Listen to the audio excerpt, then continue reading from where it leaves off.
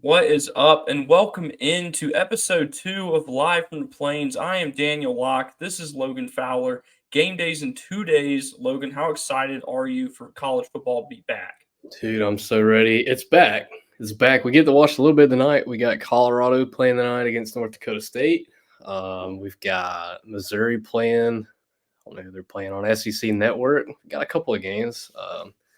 So we got Kansas is playing tonight, Arkansas. But 2 days away from the good stuff. So I'm ready, man. I can't wait. Yep, it's been a long summer, even longer off season, and I'm just so ready for my favorite time of year to be back. And as I feel like everyone listening as well also feels that way. Hey, So the we're good gonna. thing the Sorry, good go ahead. thing about it now, the way college football is set up, used to your off season was kind of boring. I mean, you had spring practice and then you had a couple of months off, but now you got the transfer portal and early and national signing day in December. You got the real national signing day in February, so kind of get a couple of things to help you get over not having any football to watch. But As well as the transfer portal. yeah, Unpredictable. yeah. Well, we're going to dive right on into it today. We're going to open up with a SEC pick'em for this week. We will keep track of our standings as the season goes along, and hopefully I come out on top. Well, we'll see, Daniel. I don't know about that one. All right, so kicking off the SEC slate for the 2024 season tonight, the Arkansas Razorbacks host Arkansas Pine Bluff at 6:30 p.m. Central Time on ESPNU. I'm going to go with Arkansas here. I'm pretty low on the Razorbacks this year, but not really much of a need to explain this one. I think Arkansas gets it done. Arkansas gets it done.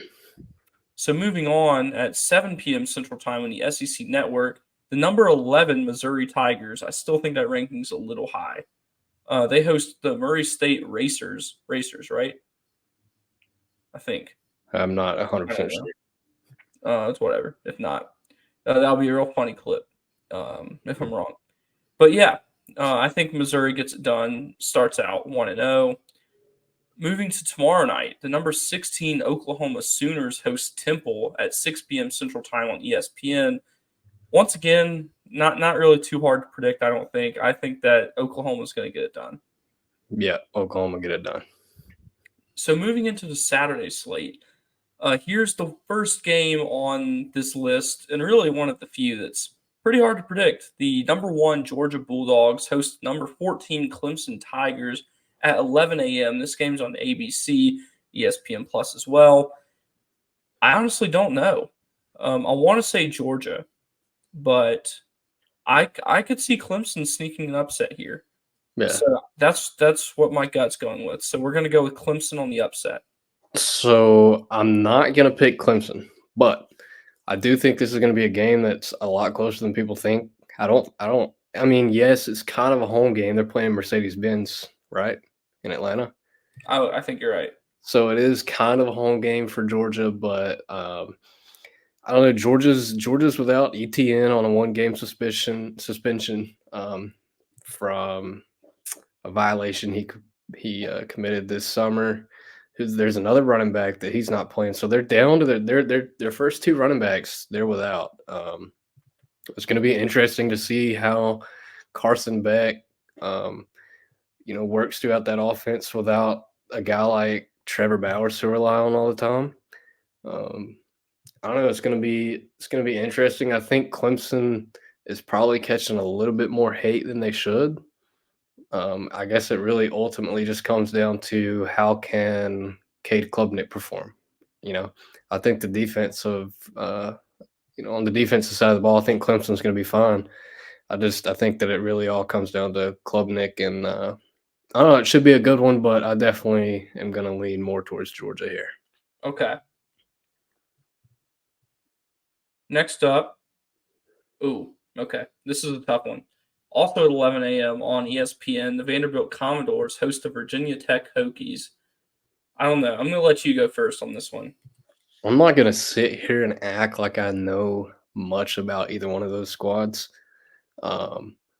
I mean, I guess I have kind of heard that that Vanderbilt is supposed to be quote unquote better than like the normal Vanderbilt squad. But I'm not picking them to win this game. I'm gonna go Virginia Tech. Yeah, He's and gonna I have like Clark Lee, I really do, but I feel like this Vanderbilt team is still a ways away from being right. dependable to pick. They're gonna have to show at least that they can win a tough game before I start picking them to win football games. I would agree with that. So back to an easy one, 11:45 a.m. SEC Network. I don't think I've ever seen that kickoff time before. The number 15 Tennessee Volunteers host the UT Chattanooga Mocs. I'm going with UT here. Yep, Tennessee. Next up, okay, number 4 Texas hosting Colorado State, 2:30 ESPN. I'm not high on Colorado State at all. They are normally one of the better mid-major teams, but I mean, you're going into DKR, first game of the year, first game being part of the SEC. I think Texas gets this one done easily. Yep, easy work. Texas wins big time. After that, we have okay. Here's a tough one. The number 19 Miami Hurricane traveling up to Gainesville to take on the Florida Gators, 2:30 p.m. Central Time on ABC. I'm gonna let you go first here as well. You're going first on all the tough ones today. Yeah. This is another tough one. I'm gonna. Oh man, I'm gonna go with Florida. I'm not completely sold on Miami yet. I am not a fan of their head coach, Mario Cristobal. It's just because I just don't think he makes any good in-game decisions. Really, I mean, obviously we saw the whole fiasco last year with the time management there at the end of the game. Against Georgia Tech. Yeah, Yeah, so that was comedically bad. that was terrible. That made Ryan Harsin look like a fairly decent coach, Yeah, no, that one and was that's hard rough. to do. Um, I mean, obviously they brought in Cam Ward, who was highly sought after in the transfer portal. Is he the answer to Miami's struggles in recent years?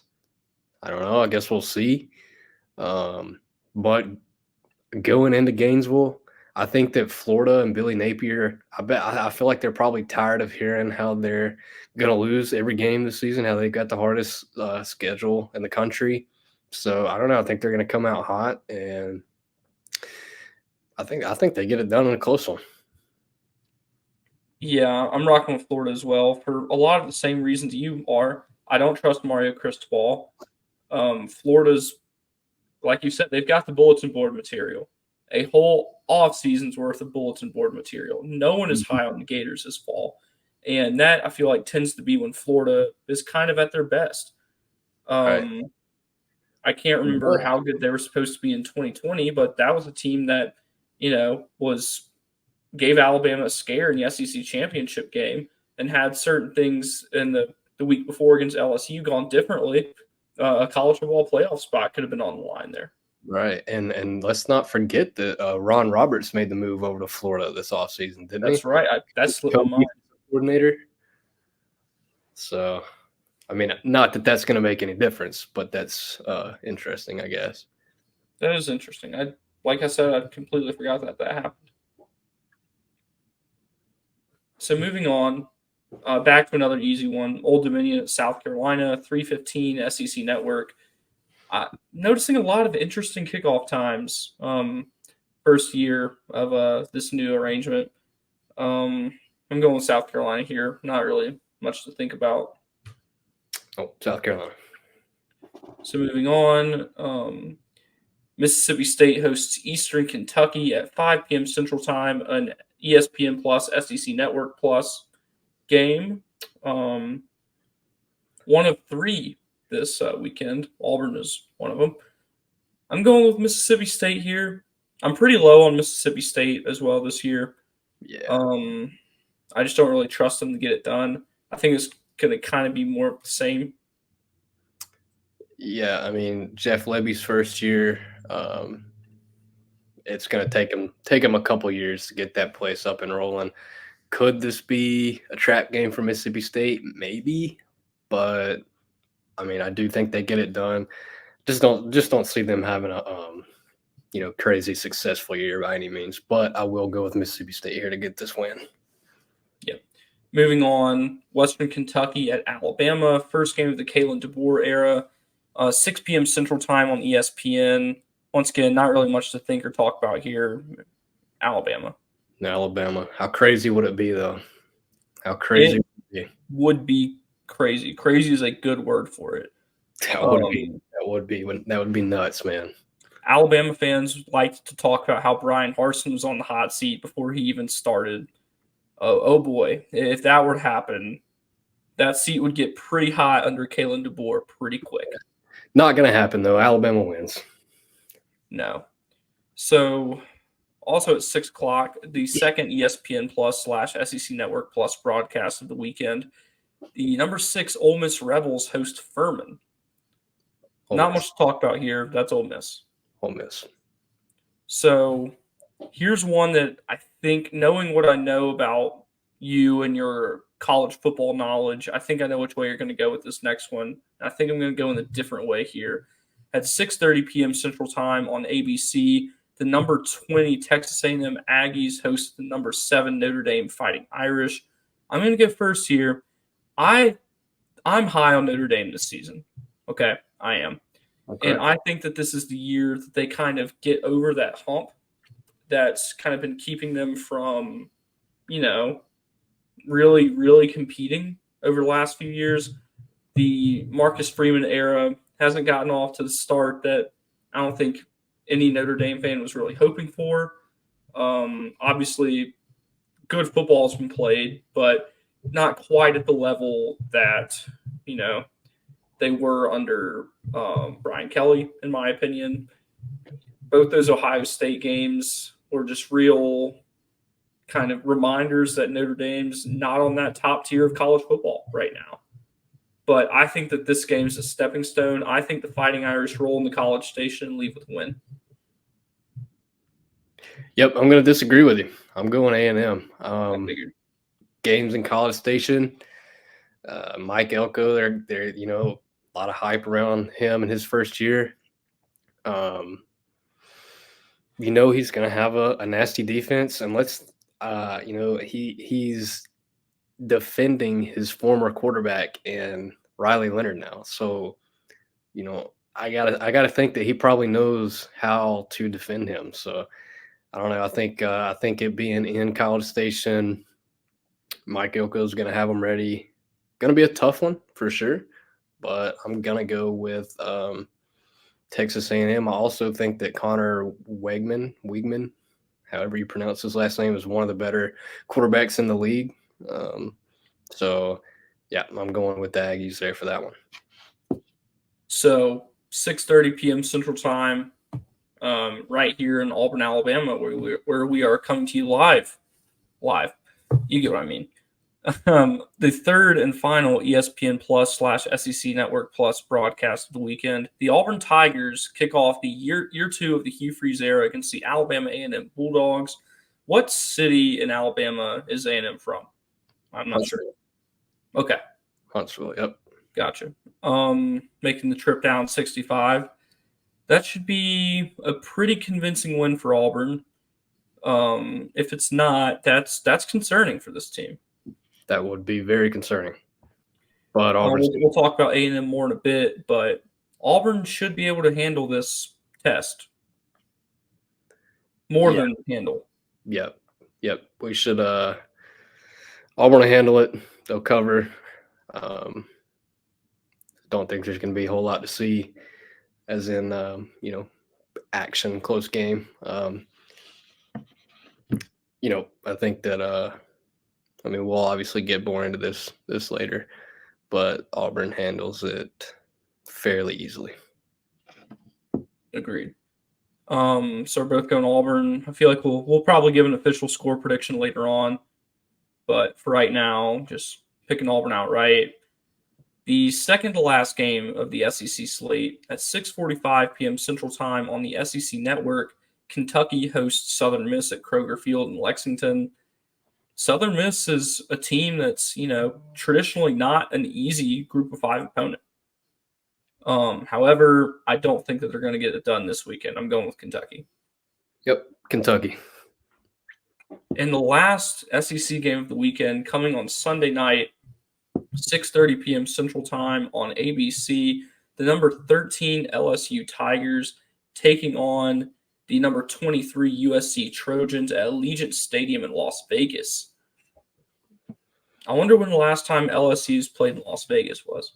I don't know if it's ever happened. I'm sure there's a way to look that up. But yeah, that's an interesting one. This is a hard one to pick. In my opinion, this is probably the most difficult SEC game of the week to predict. I would say that either them or Florida going up against Miami for sure. Yeah. I'm going to go LSU here. I'm not sure.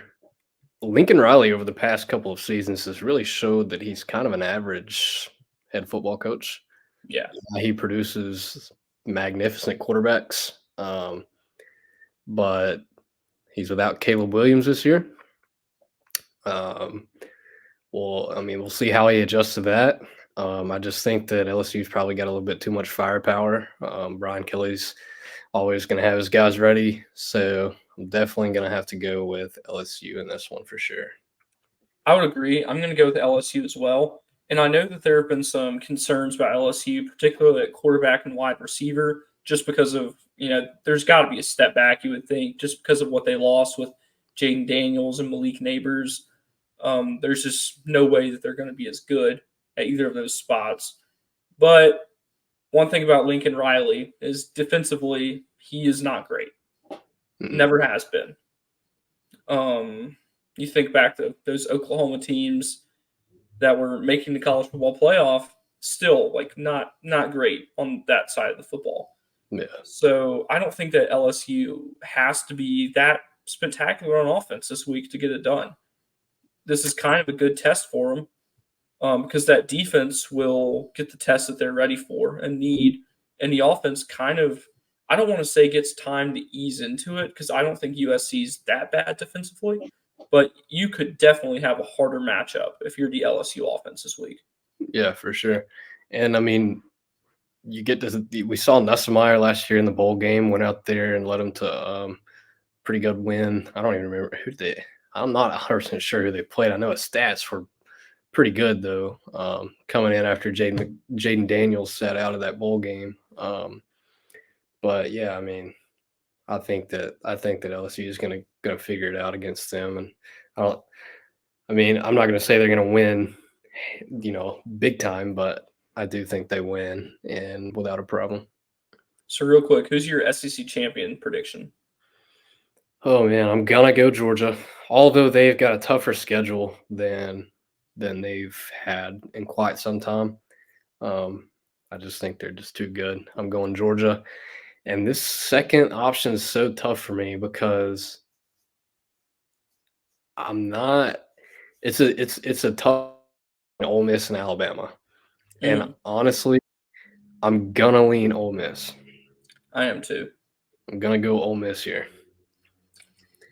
So I'm going with a little bit of a sleeper. I'm not predicting them to win, but I think that LSU is going to be in Atlanta when the time comes. And I think that they're going to be taking on Texas. Yeah.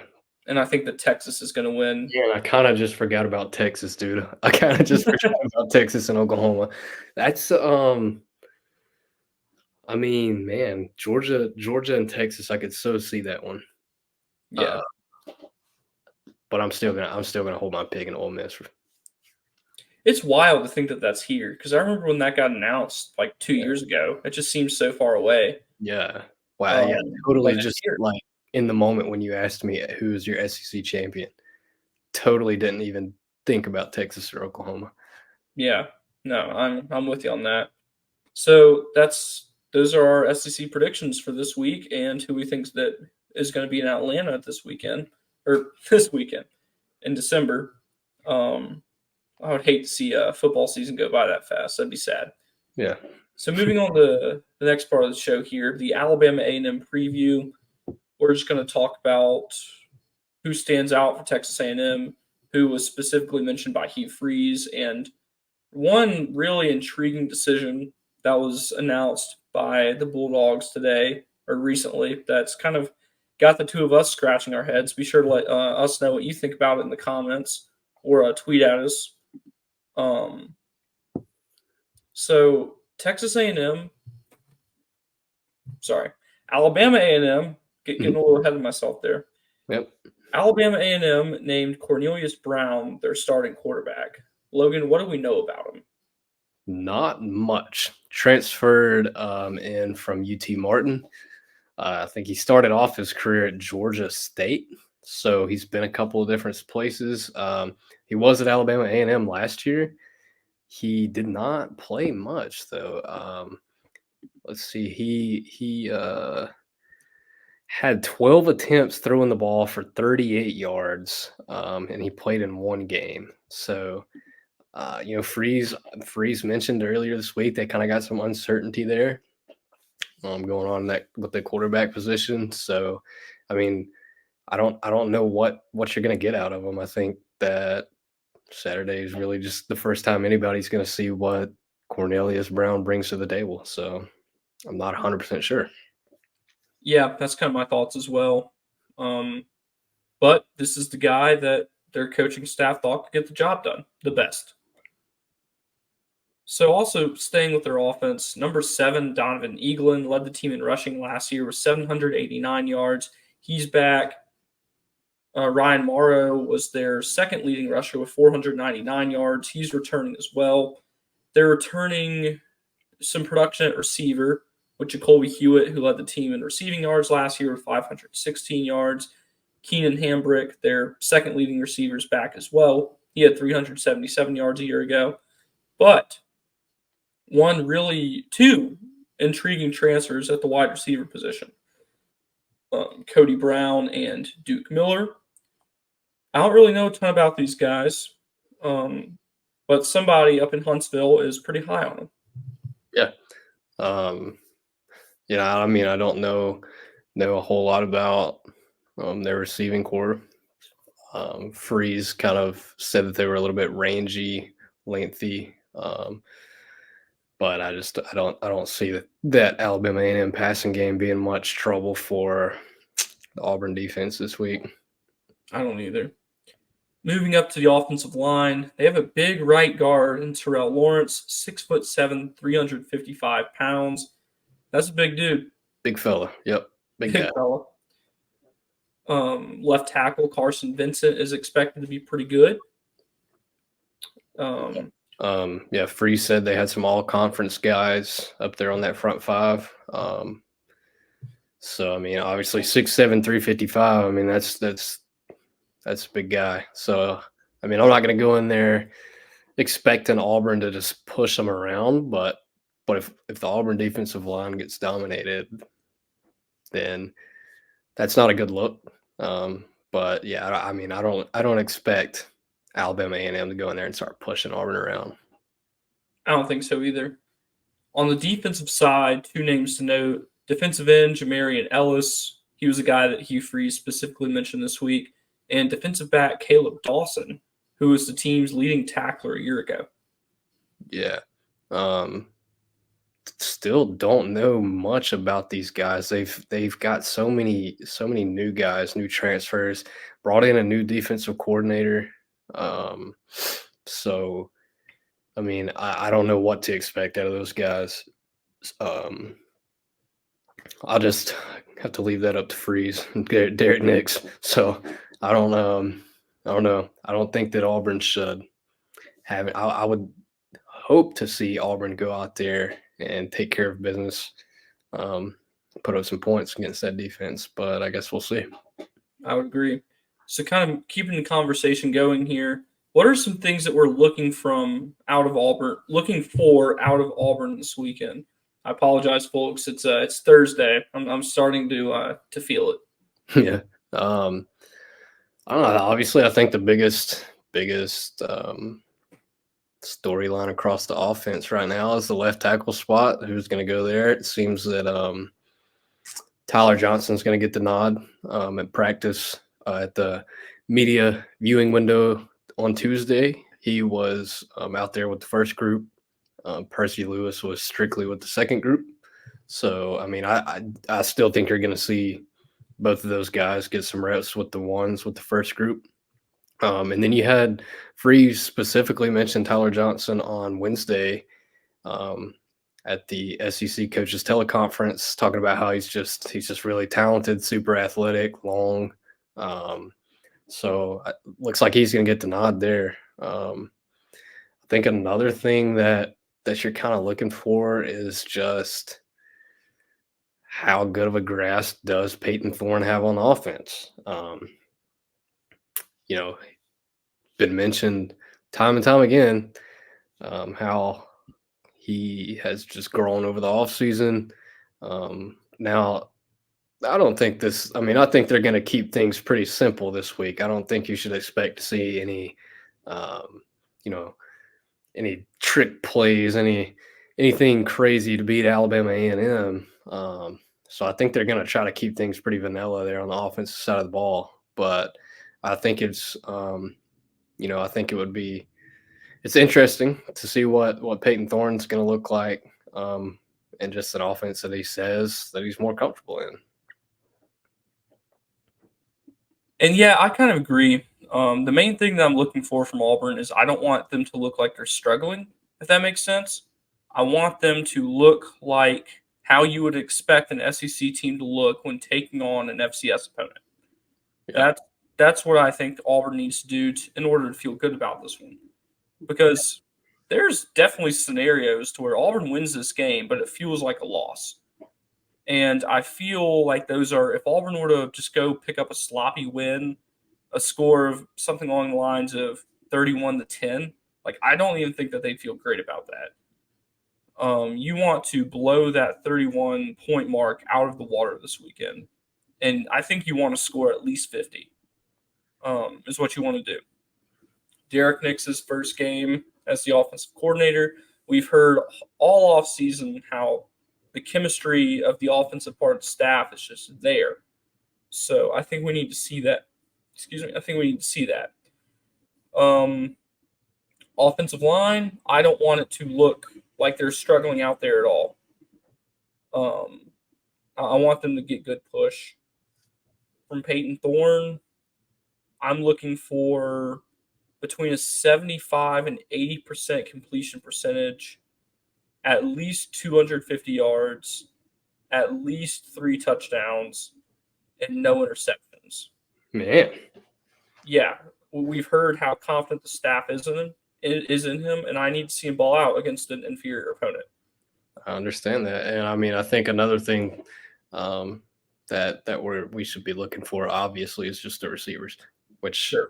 I mean, just how are they going to come out and perform? Completely different room, lots more talent in that room. So I think that's going to be something to look for as well, for sure. I agree, and I'm not going to put specific statistical expectations on any of the receivers in this game, except drop passes. I don't want anyone to have more than 2. But that's kind of it, just because there's, like you said, so many new faces, so much more talent in this room as opposed to how much there was a year ago. I feel like a Thorne and Hank Brown, if he gets in, which I feel like the odds of that are pretty good this week, they're just going to want to try a lot of different things, targeting a lot of different guys. And I get that. And that's what these games are for. So I wouldn't, even though I do think Keandre Lambert-Smith is going to be the leading receiver for the season, I don't think he's going to be the leading receiver in week 1. I'm not sure who is. I think I'm going to go Robert Lewis. I think that's a mailbag question we got that I just spoiled, but we'll revisit that here in a few minutes. But yeah, on the defensive side of the ball, no more than 10 points. Obviously, less than that. I don't think Alabama A&M has any business putting up more than one score, either a touchdown or a field goal, but not both. Well, you got some pretty strict expectations there for for the squad. I don't know. I think Well, that we just heard about how good they believe that we've heard about how much they believe in themselves, which is great. Like that's part of it. Like you got to be confident. I understand that, but you can say that you're a good football team, and then you can be a good football team. So I'm not really interested in hearing you say you're a good football team. I want you to show that you can be one, no, no. because it's a lot more fun to cover a good football team. Yeah, So I yeah, want that for myself. I want that for you. yeah, Um, so yeah, I'm a little. I am strict. I do have some high expectations for this particular game. Obviously, I'm not saying that you have to go to Sanford Stadium and score 40 points because I'm not delusional. But yeah, the the leash this week is tight. yeah. I mean, I hear you. I think that I could see two scores. I think, I guess we're gonna get into predictions at the end, but I think I had my prediction at 48-13. So, I could see. I don't think they need to be getting 3 or 4 touchdowns up against your starting defense, but I think that once you get the twos in there, let the younger guys play. I think that you're going to see some flaws. Um, so I think that's where most of their points come from. Maybe so. So I'll walk back my statement a little bit. I don't want the starting defense to give up more than one score. Okay. Um, but as a whole, 3 scores. Actually, no, 1 touchdown total for the game and 2 field goals is what I think is acceptable as a unit. I would really prefer to see the first string defense either not give up any points or just give up a field goal.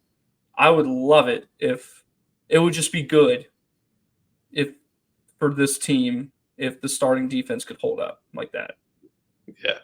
And I mean things to watch for defensively from the squad. I think you're looking for you know a good pass rush from your defensive line. Um, I think the main thing really is just kind of just maybe seeing some younger guys get in there and play with meaningful snaps, not just mop up duty.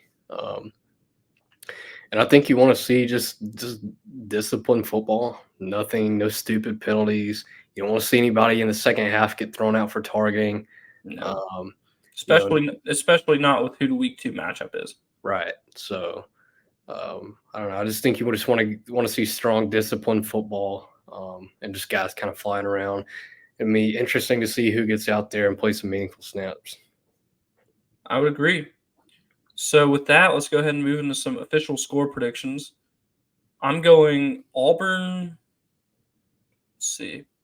Okay. I'm going to go Auburn 59. No. Auburn 52. Alabama A&M 10. Okay. I mean, I could. I'm at 48-13, so we're right there, kind of We're together. right there together. We are right there together. So with that, I guess we'll go ahead and get into some mailbag questions here to close things out. Let me pull these up. I apologize. I should have had these ready. So I was reading through some of these earlier today, and there are some good, serious ones in here. Then there are some not serious ones in here. But we'll hit them all. So, how did the commitment of Deuce Knight change the quarterback room?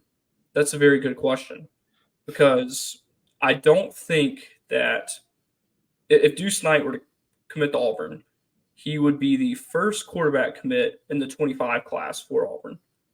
But I think that would the chances of somebody transferring out of this quarterback room are already really good after this year. I think whether it's Holden Garner or I don't think it'll be Hank Brown because Peyton Thorne will be gone after this year, most likely. I don't know if he has any eligibility left or not, but he doesn't. Mm-mm. Okay, so Peyton Thorne's gone. I don't think Hank Brown would transfer, especially if the starting job's open. But I don't think you hold on to Holden Garner and Walker White. I feel like Walker White's the one that's more likely to still be on the roster because he'll have 4 years of eligibility after this year. But Holden Garner redshirted in 2022. I don't even know how much, if any, he got on the field last year. And then this season, he's the third string quarterback. And I don't believe he will benefit from a COVID year. Yeah, he wasn't in college when COVID happened. So this is his third year out of the 5 he'll get. So after this year, and no offense to Holden Garner, if you can't beat out Hank Brown, I don't think you would beat out Deuce Knight. Yeah, I mean, how does the commitment of Deuce Knight change the quarterback room? Well, for one, that gives you 2 straight classes with a high level quarterback. Yeah, I mean, Yes. you haven't had a high level, 2 straight classes with high level quarterbacks in, some time. Peyton Thorne's gone. That leaves you Hank Brown, Walker White, Deuce Knight, and like you said, maybe Holden Garner. None of those guys have played any significant snaps in college football. Correct. So you saw Freeze was adamant this offseason about not bringing in a transfer. He was sticking with his guy, Peyton Thorne. I think Freeze would love to have those guys ready to go, but I could definitely see Freeze bringing in a guy with some experience to kind of come in and lead and compete with those younger guys for next year. But it changes your quarterback room, man. It gives you a lot of young talent to work with for sure. It helps in recruiting. When you have a quarterback like that of that caliber in your recruiting class, it helps. You saw Walker White last year. I mean, you had the coaching staff and then you had Walker White. Like that guy was getting after it. So I mean, people know who Deuce Knight is. He's well known, hot commodity. So I mean, people are gonna flock to want to play with a guy like that for sure. So it changes your quarterback room in a very good way for sure. I agree. So not a serious one here. Who would win in a fight between Daniel and Logan? Well, Logan's jacked. Logan's a former college athlete. I haven't played competitive sports since high school. I was a JUCO bandit, man. If Logan and I were to fight, I would have to relearn most of my motor skills. Hey, I saw that picture of you wrestling in high school, man. Don't play me like you don't know what you're doing now. Yeah. That's, nah, me and Daniel would never fight. That's the answer to No. the question right No. there. If you see Logan and I fighting, something really, really bad has happened. Or something just so it just wouldn't happen. Oh, okay. This is great. I've been looking forward to responding to this one since I saw it come in. Not a question, but I saw Daniel at the gym earlier. Dude looks small. Well, come say that to my face next time and not through a keyboard. That's all I have to say on that. No, I'm just kidding. Yeah, but I don't appreciate that. I'm in the gym trying to get right, trying to work on my body, and this is what we're met with on the internet. That's why the internet causes problems. Yeah, just gotta Yeah, block out the haters, man. for sure. Okay, back to serious stuff here, and I think the rest of these are serious, which is good because we're here to talk football, not about who would win in a fight between Logan and I, or Daniel being in the gym. What does Peyton Thorne need to show on Saturday to show his improvement? Very good question from my good friend Jack. Well, I kind of already talked about what I wanted to see from him, so I'm just going to kind of repeat that. 75 to 80% completion percentage, at least 250 yards, 3 touchdowns, no picks. That's what I want to see from Peyton Thorne against a vastly inferior opponent to really confirm what everyone is saying around his coaching staff, that they are confident that this is a guy that can lead Auburn this year. Yeah. I mean, simple. You just want to see him have good command over the offense. No miscommunications with him and the receivers, which was a big problem last year that we heard. You don't want to see, you don't want to see any stupid interceptions. There were some where it's just like, why did you throw that? Obviously interceptions happen as part of the game, but you just don't want to see any like, okay, that's a questionable in week one against an opponent like Alabama A&M. Like, that shouldn't be happening. But yeah, I think you just want to see him have good command of the offense. I think you want to see him be a leader out there. Um, and like you said, obviously you want to see him completing passes and leading his team down the field and scoring some touchdowns. I would agree. So, of Keandre Lambert Smith, Robert Lewis, and Cam Coleman, who will break out against Texas A&M. I think I already said that my prediction to lead Auburn in receiving this weekend is going to be Robert Lewis, so I'm going to stick with that. However, I think that all three of these guys are going to make an impact, and I think that none of them, specifically Cam Coleman, I don't think I don't think he's going to have any shortage of opportunities. No. So the question is, who leads against Alabama A&M this weekend, right? Right. Okay, so let's go with, out of those three guys, I'm going with Robert Lewis. Really want to say Cam Coleman, but I'm also with you. I think Keandre Lambert Smith leads the team this year in receiving yards. So, but I'm going to go with Robert Lewis this weekend. Yeah, we're on the same page there. Another really good question. What position is Auburn's strongest on offense, on defense, and which unit is the stronger of the two? So obviously offense, I think it's running back or wide receiver. You can make an argument for either, but I would give an edge to running back because, it's Jarquez Hunter, Damari Alston, and Jeremiah Cobb.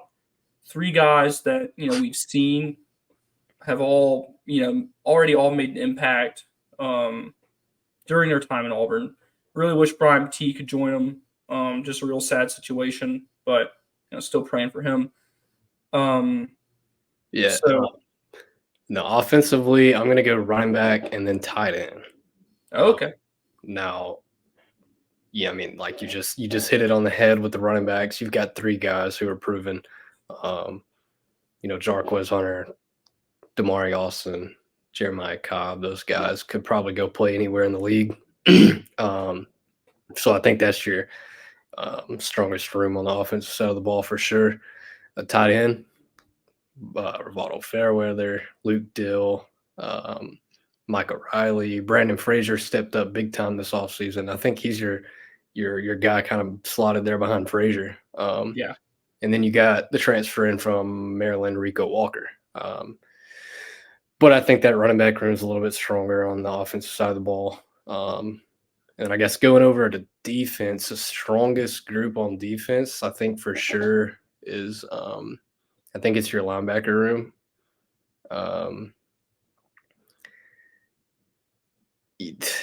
With Eugene, Austin Keys, Dorian Mausi, you got young talent in there with DeMarcus Riddick.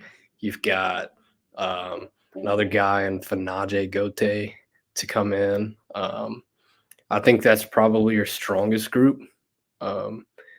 Now, I also kind of like defensive line just because of the depth they've added there. I think that's a good room too. But defensively, I'm going to go with linebacker. And then offensively, I'm going to go running back. And out of the two, I'm going to go running back. There's just not. I think it's between offense and defense, which do you think is stronger? Between my offensive pick and my defensive pick? No, like between the units as a whole. Let's go offense right now. Crazy to say that right now. I know that is crazy after the past few years, what you've seen on the field from Auburn teams, but there's just a lot of talent, man. There's a lot of talent on the offensive side of the ball, and I kind of think that group might be a little bit stronger. That's fair. So for my defensive position, just as a reminder, I also said running back for offense or wide receiver is a close second. Moving over to defense, I am really excited about cornerback. And I know that Auburn lost two remarkable players at that spot with DJ James and Jalen Simpson to the NFL draft. But Kayan Lee had a great freshman year, and I think he's going to be even better this year.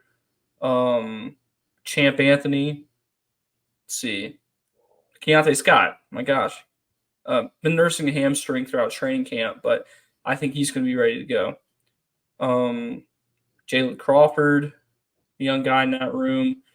I'm really excited about the mix of um, old and new talent, and I think that Keontae Scott, Kindly, and Champ Anthony all taking the next step.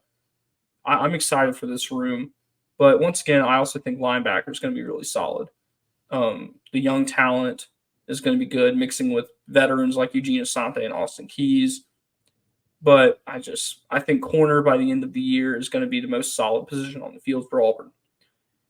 Um, and between the offense and the defense, the defense did lose a good bit of production with Marcus Harris, DJ James, and Jalen Simpson. Not Jalen Crawford. He's still here.